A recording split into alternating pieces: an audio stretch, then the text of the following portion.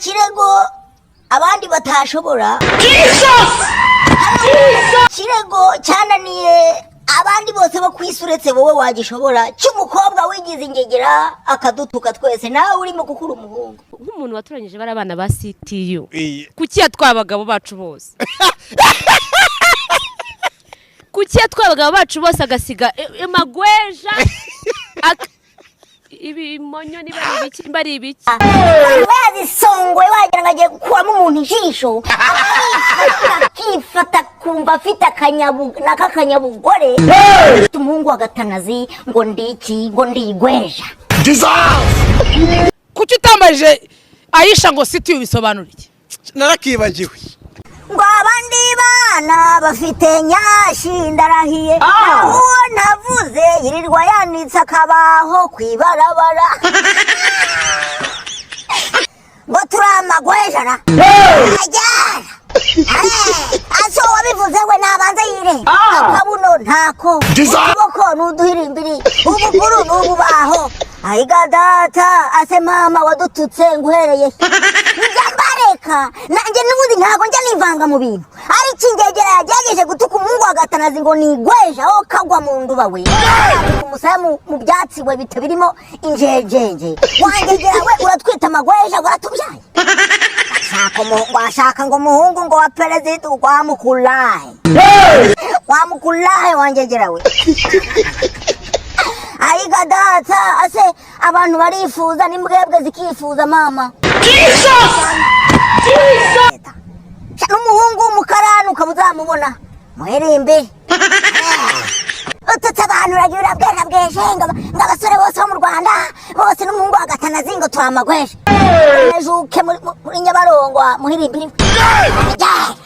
nazanye isupa n'ubundi nuko mbaye kure mba ngukubise isupa nako gatafari kawe katariho kagasubirayo ahubwo baniga mwarakajwe n'iki barakwita igweje ukababara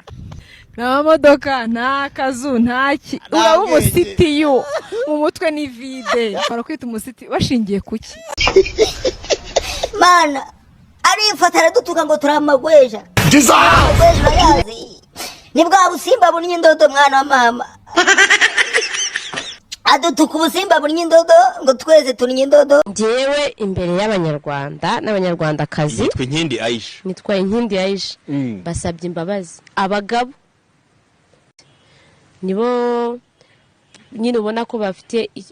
nibo natutse ubwo ngabo kwisi bose ngo babahungu ngo turamagweje arifata mana bijyana mu tangazamakuru ya cya kigabo cy'igitangazamakuru nacyo gifite uruparanku rwa Simoni akayi aisha ugatutumye muri fasha basubira amagweje nyagiso wakuzamutsa ahindutse igweje patina ahindutse igweja papa sava ahindutse igweja yewe na Irene uwirirwa uvuga ngo nguramukunda nawe ahindutse igweja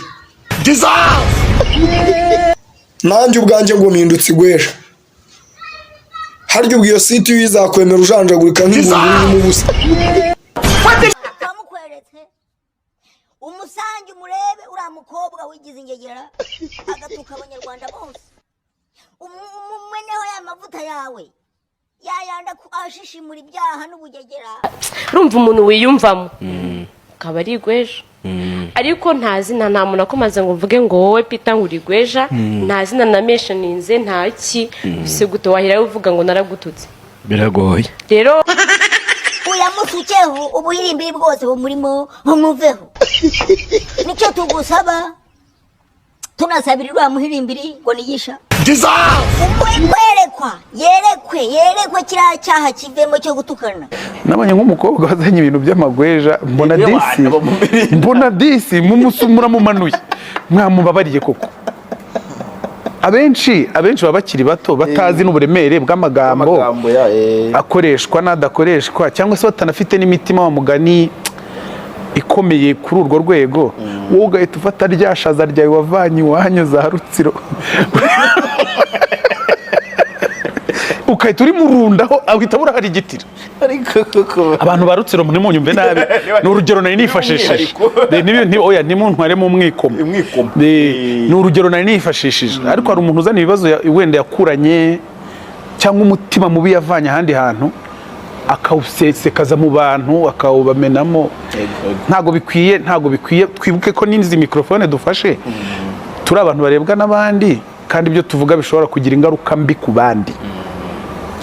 Nunamwinjirira ugira ahantu uhereza usigarizemo, reka simumariremo kuko hari umuntu ugenda ntazagaruke. Kandi ntago dushaka ko abantu batinya umuziki cyangwa batinya itangazamakuru kubera ibyo baribonamo.